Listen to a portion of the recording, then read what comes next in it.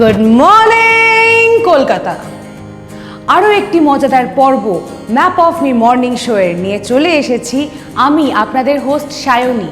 আর অন্য পর্বের মতোই আপনার সাথে আমার কো হোস্ট বিমলের দেখা তো হবেই, এবং এটাও জানতে পারবেন যে আজকের আমাদের পর্বের বিষয়টি কী। এবং যেরকম প্রত্যেক পর্বেই এক একটি নতুন বিষয় নিয়ে আমরা কথা বলি, আলোচনা করি, মানুষের সাথে দেখা করে নিই এবং টিপস নিই এবং আপনাদেরকে জানিয়ে দিই, যাতে আপনাদের যদি কোনো রকম কোনো জিজ্ঞাসা থাকে তাহলে আপনারা সাড়া পাবেন এবং জানতে পারবেন যে আপনারও কী কী করা দরকার।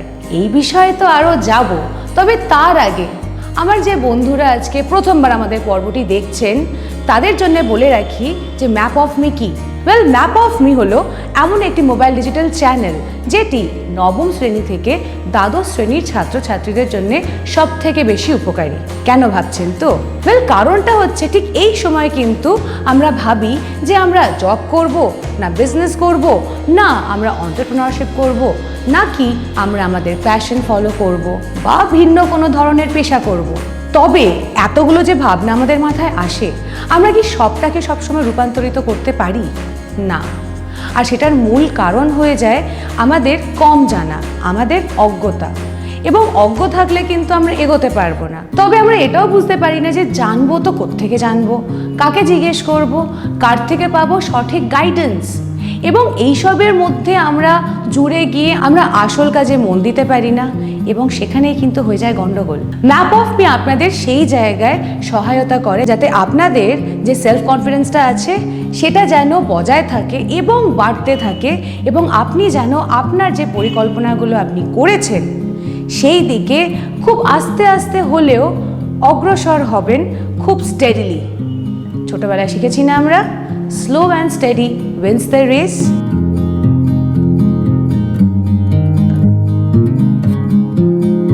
ম্যাপ অফ মির ব্যাপারে তো কিছুটা শুনলেন, ইচ্ছা করছে না আরেকটু জানি? তবে তার জন্য আপনাকে তো লগ ইন করতে হবে। কোথায় ভাবছেন তো? আপনাকে লগ ইন করতে হবে www.mapofme.in-এ। যেখানে আপনারা যে মুহূর্তে লগ ইন করবেন আপনারা দেখবেন একটি অপশন, এটাই লেখা আছে make a new life plan. শুনতেই কিরকম মজা লাগছে না? নতুন একটি জীবন যোজনা। নতুন কোনো জিনিস শুরু করতে গেলে আমরা সবসময় এটা ভাবি যে আমরা কিভাবে এগোবো, রাইট? এবং ম্যাপ অফ মির আগের পর্বগুলিতেও আমরা এই নিয়ে কথা বলেছি যে আপনারা যদি আটকে যান তাহলে কি করবেন, বা যদি বুঝতে না পারেন যে কোথায় যেতে হবে তো কার সাথে কথা বলতে হবে। ঠিক সেইভাবেই আপনি যখন ম্যাপ অফ মিতে লগ ইন করবেন এবং পেয়ে যাবেন এই make a new life plan, ওখানে আপনি পাবেন 26টি ধাপ। হ্যাঁ, 26টি ধাপ, যাকে আমরা বলছি 26 ধাপ চ্যালেঞ্জ। চ্যালেঞ্জ কেন ভাবছেন তো? চ্যালেঞ্জ এই জন্যই কারণ যদিও পদক্ষেপগুলো খুব ছোট ছোট, তবে এগুলো কিন্তু খুব গুরুত্বপূর্ণ, যেগুলো আমরা অনেক সময় করি না বলেই কিন্তু আমরা আমাদের লক্ষ্যের থেকে দূরে থাকি। আর কে চায় নিজের স্বপ্ন, নিজের লক্ষ্যের থেকে দূরে থাকতে? কেউ না, তাই তো? আপনিও নন। 26 ধাপ চ্যালেঞ্জ আপনাদেরকে এটাই বোঝায় যে আপনারা যদি চান তাহলে সবটাই কিন্তু সম্ভব। এবং 26 ধাপ চ্যালেঞ্জে 26 রকমের জিনিস আছে, যেটি আপনারা যদি মেনে চলেন তাহলে কিন্তু আপনারা আপনাদের জন্য অনেক কিছু তৈরি করতে পারেন। আমরা 26 ধাপ চ্যালেঞ্জে যে যে বিষয়গুলো নিয়ে কথা বলে থাকি তার মধ্যে একটি উদাহরণ ধরুন পিয়ার প্রেশার। পিয়ার প্রেশার হলো আমাদের বন্ধু বান্ধব বা আমাদের সমবয়স্ক যারা থাকে তাদের মধ্যে থেকে যে প্রেশারটা আমরা পাই সেটাকে বলে হচ্ছে পিয়ার প্রেশার। এখনো বুঝলেন না তো? যেমন ধরুন আপনার বন্ধু ইঞ্জিনিয়ারিং করছে বা কোনো এক বন্ধু কোনো ব্যাংকে চাকরি করছে, আর আপনি ভাবছেন আপনি গান গাইবেন। অনেকে আশেপাশে বলবে যে গান করে কি হবে, অন্য কিছু করতে হবে যাতে আমরা একটা সিকিউর জব পাই এবং প্রতি মাসে যেন আমরা একটা পেড স্যালারি পাই।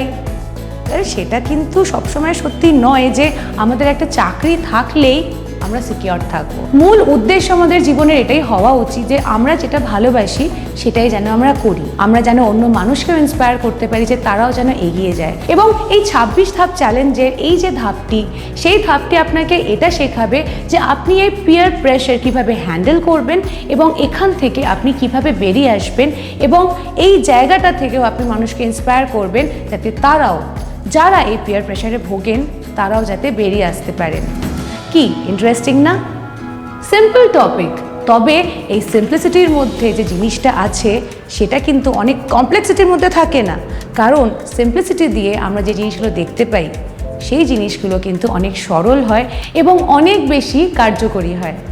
একবার ভেবে দেখুন, 26 ধাপ চ্যালেঞ্জের ব্যাপারে অনেক কিছু বললাম, তবে আরেকটা কথা জানিয়ে রাখি, আপনারা যদি এই 26টা ধাপ সঠিকভাবে সম্পূর্ণ করেন তাহলে আপনারা পেয়ে যাবেন একজন ইয়াং সাকসেসফুল এন্টারপ্রেনারের একটি গ্রাফিক নোভেল। এখনও অবধি আপনি যতটা ইন্সপায়ার্ড হননি, গ্রাফিক নোভেল পড়ে কিন্তু আপনারা পুরো দমে ইন্সপায়ার্ড হয়ে যাবেন এবং যেটা যেটা মনে হচ্ছিল এতদিন যে সম্ভব নয়, সেটা হঠাৎ করে দেখবেন সম্ভব হয়ে যাচ্ছে এবং ম্যাজিকের মতো আপনি কিন্তু আপনার রাস্তা তৈরি করতে থাকবেন এবং কোনদিন দেখবেন আপনি সেই জায়গায় পৌঁছে গেছেন যেটার স্বপ্ন আপনি সবসময় দেখছেন। স্বপ্ন মনে হচ্ছে তো? তা কিন্তু নয়। 26 ধাপের ব্যাপারে তো কিছুটা বললাম, এবারে চলে আসি আমাদের এই পর্বের মূল কথা। ম্যাপ অফ মি হলো এমন একটি ডিজিটাল প্ল্যাটফর্ম যেখানে আপনি আপনার কেরিয়ার সম্পর্কে সঠিক গাইডেন্স পাবেন। এটি মূলত আমাদের ইয়াংস্টারদের জন্য, কারণ এই সময় আমরা প্রত্যেকেই চিন্তিত থাকি যে আমরা কোন দিকে কিভাবে এগোবো, কিভাবে এগোলে আমরা আমাদের স্বপ্নকে বাস্তবায়িত করতে পারবো। আর এই সমস্ত কিছু সমাধান আপনি পাবেন একমাত্র ম্যাপ অফ মিতে। ম্যাপ অফ মির সঙ্গে জুড়ে থাকলে আপনি পাবেন পরিবেশ এবং সামাজিক সচেতনতামূলক অনেক অনেক তথ্য। এছাড়াও শহরে কোথায় পাবেন আপনি ভালো স্ট্রিট ফুড, কিভাবে আপনি আপনার প্যাশনকে প্রফেশন বানাবেন, আপনি আপনার শহরের পরিবেশ দূষণের হার কিভাবে কমাবেন, আরও অনেক কিছু, অনেক বিষয় সম্পর্কে জানতে পারবেন। জানেন কি, ম্যাপ অফ মি টিভি শোয়ের কুইজের দুটি প্রশ্নের সঠিক উত্তর দিতে পারলে আপনি জিতে যাবেন একটি cycle, backpack, helmet, T shirt. এছাড়াও আপনি জিতে যেতে পারেন Amazon gift voucher, Zomato gift voucher, Bare Necessities gift voucher, Daily Dump gift voucher, Cafe Coffee Day gift voucher আর passes from heritage of Kolkata art rickshaw. কিন্তু তার জন্য আপনাকে লগ ইন করতে হবে। হ্যাঁ, www.mapofme.in গিয়ে লগ ইন করুন, প্রশ্ন দুটি সঠিক উত্তর দিন আর এই সমস্ত আকর্ষণীয় পুরস্কার জিতে নিন।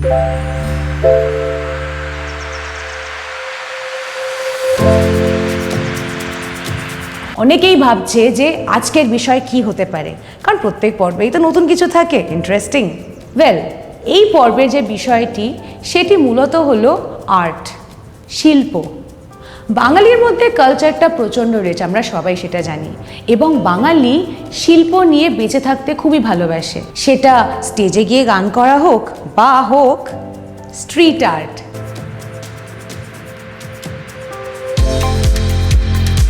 হ্যাঁ, আমাদের আজকের বিষয় হলো স্ট্রিট আর্ট। আর্ট আমরা যেটা ছোট থেকে বুঝে থাকি যে আমরা একটা খাতা, একটা পেন নিয়ে ঘরে বসে আঁকলাম বা কোনো কম্পিটিশনে আঁকলাম বা দেওয়ালে আঁকলাম নিজের ঘরে, কিন্তু রাস্তার দেওয়ালে আঁকা গ্রাফিটি যাকে আমরা বলি, সেটা যদিও আমাদের দেশে খুব একটা প্রচলিত নয়, বাইরের দেশে কিন্তু এটি প্রচুর দেখা যায়। তবে এখন আমার শহরে আমি এটা খুবই দেখতে পাই যে আস্তে আস্তে কিন্তু নতুন জিনিস আসছে, পরিবর্তন আসছে। পরিবর্তন কিসের ভাবছেন তো? এতদিন ধরে দেওয়ালে আমরা দেখতে পেতাম যে পলিটিক্যাল জিনিস লেখা থাকতো, তবে কিছু মানুষ আছে যারা চায় যে আমরা এই পলিটিক্যাল বাউন্ডারিজ থেকে বেরিয়ে আরও বেশি কোল্যাবোরেট করি, আরও বেশি মানুষের কাছাকাছি যাই এবং সুন্দর করে তুলি আমাদের আশপাশটাকে। যার জন্যে আমাদের শহরের কিছু গ্রুপস, কিছু মানুষ এর মধ্যে ঢুকে চেষ্টা চালিয়ে যাচ্ছে যে কলকাতাকে কিভাবে স্ট্রিট আর্টের দিক দিয়ে আরও বেশি এনরিচড করা যায়। কিছু গ্রুপস যেরকম জাফায়ার, কে ক্রিউ বা কিছু ফ্রিল্যান্সার্স যেরকম স্নেক, তারা কিন্তু চেষ্টা চালিয়ে যাচ্ছে আমাদের শহরকে আরও কালারফুল, আরও সুন্দর করে তোলার। আর এই বিষয়ে আমরা আরও জানবো, আরও গল্প হবে এবং আপনারা নতুন কিছু জিনিস দেখতে পাবেন অবশ্যই। তার জন্য আপনাদেরকে জুড়ে থাকতে হবে আমাদের সাথে, এবং এই পর্বের শেষের দিকে দুটি প্রশ্ন থাকবে আপনাদের জন্য। তাহলে চলুন চলে যাওয়া যাক আমার কো হোস্ট বিমলের কাছে, কারণ ও তো চলে গেছে স্টুডিওর বাইরে লোকের সাথে আলাপ করতে, দেখা করতে এবং আরও জানতে কিসের ব্যাপারে, স্ট্রিট আর্টের ব্যাপারে। তো চলুন যাওয়া যাক।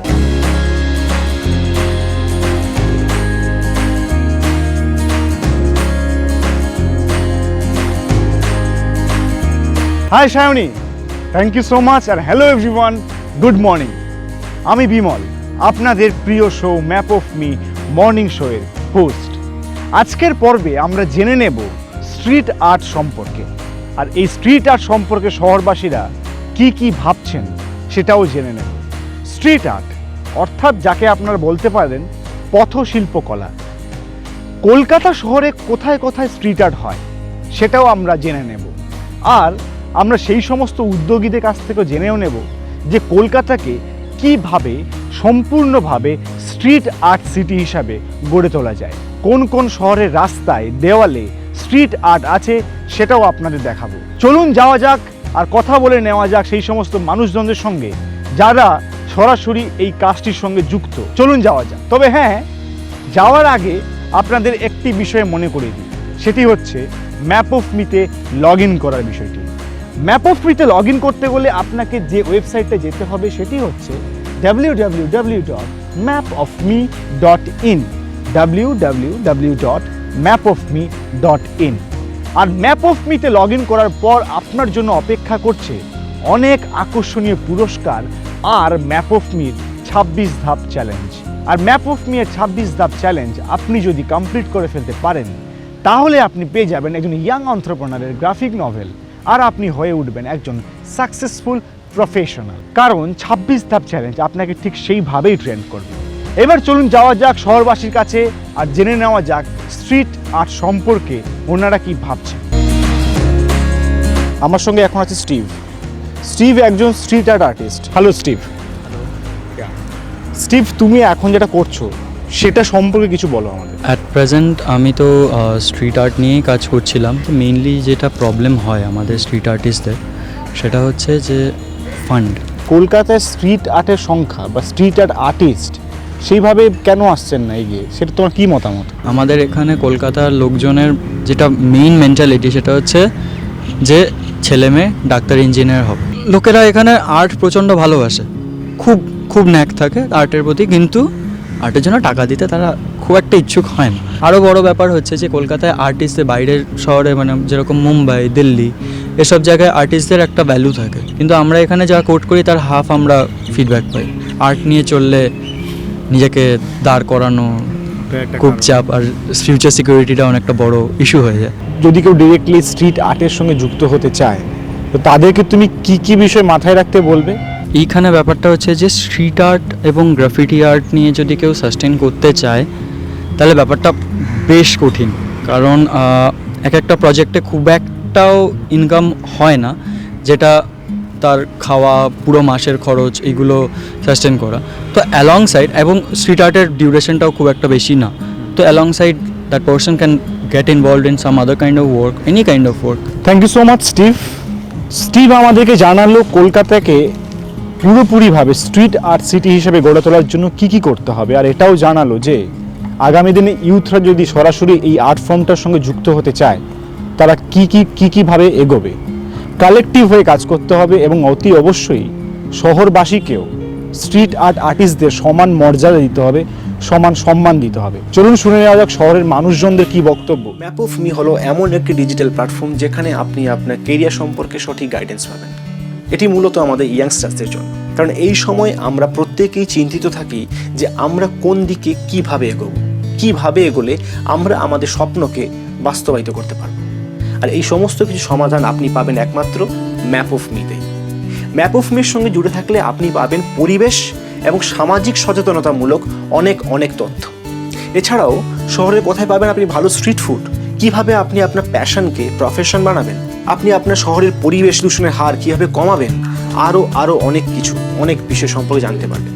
জানেন কি, ম্যাপ অফ মি টিভি শোয়ের কুইজের দুটি প্রশ্নের সঠিক উত্তর দিতে পারলে আপনি জিতে যাবেন একটি cycle, backpack, helmet, T shirt. এছাড়াও আপনি জিতে যেতে পারেন Amazon gift voucher, Zomato gift voucher, Bare Necessities gift voucher, Daily Dump gift voucher, Cafe Coffee Day gift voucher, আর passes from heritage of Kolkata art rickshaw. কিন্তু তার জন্য আপনাকে লগ ইন করতে হবে। হ্যাঁ, www.mapofme.in এ গিয়ে লগ ইন করুন, প্রশ্ন দুটি সঠিক উত্তর দিন, আর এই সমস্ত আকর্ষণীয় পুরস্কার জিতে নিন। স্ট্রিট আর্ট নিয়ে শহরের বিভিন্ন মানুষজনদের সঙ্গে আমরা কথা বললাম, তাদের কিছু কিছু বক্তব্য আমরা জেনে নিলাম। কিন্তু এখন আমার সঙ্গে যিনি আছেন উনি স্ট্রিট আর্ট করেন, মানে শহরে বিভিন্ন রাস্তায় পেন্টিং করেন। তবে একজন আর্টিস্টকে শুধু স্ট্রিট আর্টিস্ট বলাটা ঠিক হবে না, উনি একজন আর্টিস্ট। তো আমার সঙ্গে এখন আছেন সুমন্ত্র মুখার্জি। উনাকে সানিদা হিসেবেই আমরা চিনি। সুমন্ত্র মুখার্জি অর্থাৎ সানিদার একটা আর্ট কালেকটিভ নাম আছে, তার নাম হচ্ছে সানি দেওয়াল। সানি আমার ডাকনাম, যেরকম আমাদের দেশে দুটো নাম, একটা ভারত একটা ইন্ডিয়া, চরম কনফিউজড, সেরকমই আমার একটা নাম সুমন্ত্র মুখার্জি আর একটা নাম হচ্ছে সানি। এবার রইল পড়ে এই সানি দেওয়াল, দেওয়ালে ছবি আঁকার যে কথা এতক্ষণ ধরে আমরা আলোচনা করছি সেটা দেওয়ালটা, আর সানি আমার নাম, দুটোকে মিলে একটা হয় 2.5 কিলো কা হাত সানি দেওয়াল। সেই সানি দেওয়ালের নামের মজাটাকে ধরে এটাকে সানি দেওয়াল টিম হিসেবে ফর্ম করা। এইরকমভাবে we try to learn from the public domain as well as give it to the public domain in the way that we believe in. We are open to many more collaborations. That's how Sunny Deol functions. আর্টটাকে তুমি কিভাবে present করছো সেটা বলো। Sometimes I try to work indoors. এবার close ডোরের ভেতরে ছবি আঁকা সহজ এমন বলবো না, এবং সেখানে মেমোরিজে অনেক কিছু এসে থাকে, which is also a public space. I being on a rented place for long time, I bring memories from outside from the street and get inspired by it. ছবিকে ক্যানভাসের মধ্যে না বন্দি করে রেখে রাস্তায় একদম বেরিয়ে পড়ে ছবি আঁকা, এটাকে তুমি কিভাবে দেখছো?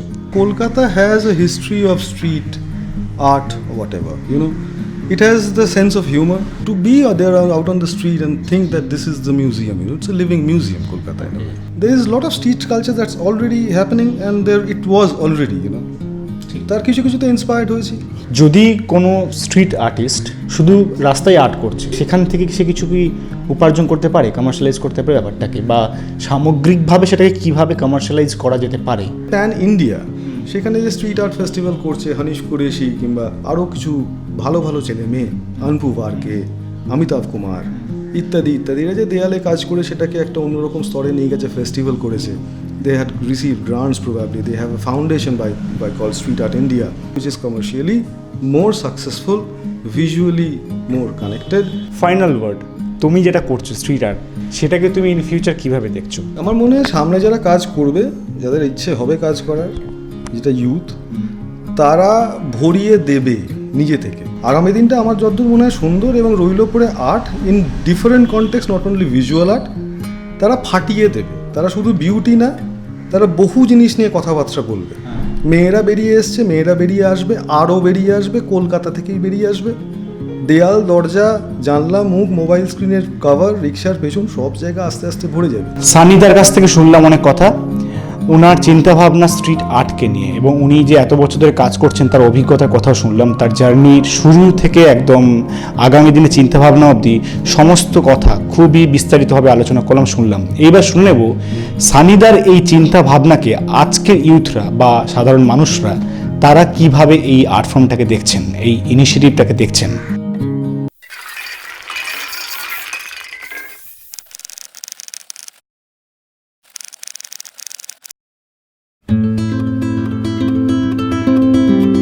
नमस्कार, मेरा नाम नीरज है। मैं 25 साल का हूँ। मैं एक स्ट्रीट आर्टिस्ट हूँ। ये जो आप जगह देख रहे हैं, ये अभी रघुवीर नगर है। इसमें हमने पूरे रघुवीर नगर के बाहर वाली वॉलों पे, पूरी झुग्गी में हमने अलग अलग जगह पे पेंट किया है। पहला जो काम था वो लोधी गार्डन में था, जो कचरों के डिब्बे पे अलग अलग तरीके के पेंट करना था। लोगों को ये दिखाना था हमें कि मतलब कचरे के डिब्बे के बगल में कूड़ा ना फेंक के उनका यूज़ करें। उनको हमने जो डब्बे थे रिसाइकल बिन के, उनको हमने इंटरेस्टिंग बनाना स्टार्ट किया ताकि लोगों की नज़र पड़े उन पे। मेरे लिए स्ट्रीट आर्ट इसलिए इम्पोर्टेंट है क्योंकि जब भी मैं ये स्ट्रीट आर्ट करता हूँ तो सबसे पहले तो ये जो जगह जहाँ पे मैं काम कर रहा होता हूँ, वो जगह को मतलब बेकार जगह से बिल्कुल ही सुंदर जगह बनाना, एक तो वो अच्छा लगता है, और जो आसपास के लोग होते हैं उनके एक्सप्रेशन देखना, जब वो जगह पूरी चेंज हो जाती है, जब उनको कलर दिखते हैं, अलग अलग तरीके के फिगर्स दिखते हैं, बजाय उनको एक बेजान दीवार के।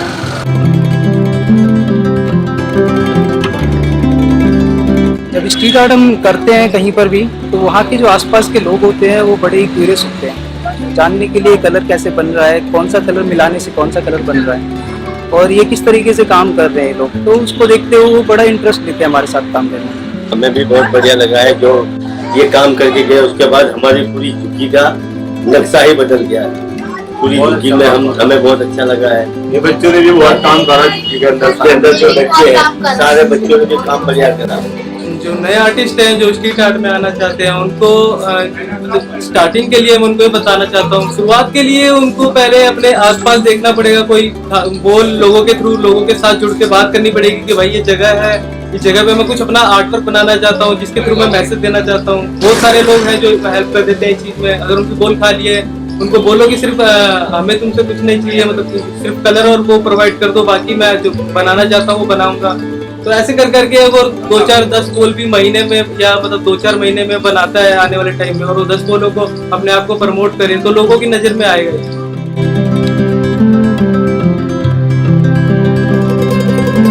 स्ट्रीट आर्ट सीखने के लिए और अपने आर्ट वर्क को एनहांस करने के लिए आप दिल्ली स्ट्रीट आर्ट पेज को फॉलो कर सकते हैं, जो इंस्टाग्राम और फेसबुक पे आपको आराम से मिल जाएगा। इसमें जितने भी आर्टिस्ट हैं अपने काम को, उसके काम करने के तरीकों को दिखाते हैं और वीडियो के थ्रू उसमें समझाने की कोशिश की जाती है।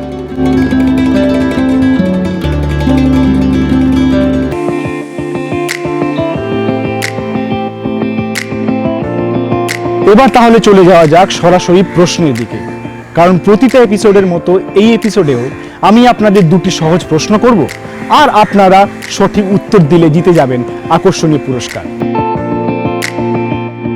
আমার প্রথম প্রশ্নটি হচ্ছে, ভারতবর্ষের কোন শহর স্ট্রিট আর্টের জন্য বিখ্যাত? ভারতবর্ষের কোন শহর স্ট্রিট আর্টের জন্য বিখ্যাত? আমার দ্বিতীয় প্রশ্নটি হচ্ছে, কোনো যুবক বা যুবতী স্ট্রিট আর্টকে তার প্রফেশন বানাতে পারেন? এই দুটি প্রশ্নের উত্তর আপনারা ঝটপট দিয়ে ফেলুন ম্যাপ অফ মি ওয়েবসাইটে গিয়ে। ঝটপট লগ ইন করুন, উত্তর দিন আর জিতে নিন ম্যাপ অফ মির পক্ষ থেকে আকর্ষণীয় পুরস্কার। हेलो दोस्तों, मैं आशा करता हूं कि आप सभी अच्छे हैं। आज मैं आपको कुछ टिप्स बताऊंगा जो आपको किसी भी क्षेत्र में सफलता दिला सकते हैं। सबसे महत्वपूर्ण है आत्म सुधार यानी सेल्फ इम्प्रूवमेंट। आपको आपके काम पर नहीं बल्कि अपने आप पर काम करना है। आप अपनी एनर्जी ऊर्जा का 20% अपने काम में लगाइए, लेकिन उसका 80% अपने आप को सुधारने में लगाइए, क्योंकि यही है जो आपको और आपके काम को दूसरों की तुलना में बेहतर बनाता है। दूसरा है कम सोए। अधिकांश लोगों को स्वास्थ्य की दृष्टि से 6-7 घंटे से ज्यादा की आवश्यकता नहीं होती। जरा सोचिए, अगर आप रोज 1 घंटा कम सोएंगे तो आपको 1 महीने में 30 घंटे अतिरिक्त मिलेंगे, जिसे आप वहां खर्च कर सकते हैं जो आपके लिए महत्वपूर्ण है। परिश्रम करते रहें। निरंतर अभ्यास और परिश्रम करते रहने से मुश्किल लगने वाला कार्य भी आसानी से सिद्ध हो जाता है। अपने आप पर विश्वास रखें। आप जैसा सोचते हैं वैसा ही बनते हैं। पब्लिक स्पीकिंग, दर्शकों के सामने स्पष्ट रूप से, दृढ़ता से, आत्मविश्वास से बोलने की कला, दर्शक चाहे 1 हो या 1000, एक महत्वपूर्ण कौशल है। प्रभावी रूप से बोलने का अर्थ है कि आप अपने विचारों को अच्छी तरह पेश कर सकते हैं, जिसका अर्थ है कि जीवन में उन्नति के अधिक अवसर। कभी भी हार नहीं माननी चाहिए। असफलता भी जिंदगी का एक हिस्सा ही है। असफलता हमारा आत्मविश्वास तोड़ने के लिए नहीं, बल्कि यह बताने के लिए आती है कि कुछ कमी रह गई थी जिसे हमें सुधारना है और उन गलतियों को दोबारा नहीं दोहराना है। Okay, all the best. खूब तरक्की करो और खुश रहो। রং তুলি নিয়ে আমি তো রাস্তায় বেরিয়ে পড়ছি। আজকের পর্ব দেখে আমি এত ইন্সপায়ার্ড এবং এত আনন্দ পাচ্ছি যে মানুষ এইভাবেও স্ট্রিট আর্টকে নিচ্ছে। এবং আজকের পর্বে আমরা এটাও দেখে নিলাম যে আমাদের দেশের রাজধানী মানে দিল্লির স্ট্রিট আর্ট সিনটা কি। তবে আগামী পর্বে আসছি তো আবার একটা নতুন টপিক নিয়ে, নতুন ডিসকাশনস নিয়ে, নতুন মানুষ নিয়ে এবং নতুন টিপস নিয়ে, যাতে আপনার জীবন হয়ে উঠতে পারে আরো সুন্দর ম্যাপ অফ মির সাথে। ততক্ষণ ভালো থাকবেন, সুস্থ থাকবেন, হাসতে থাকবেন এবং বাই।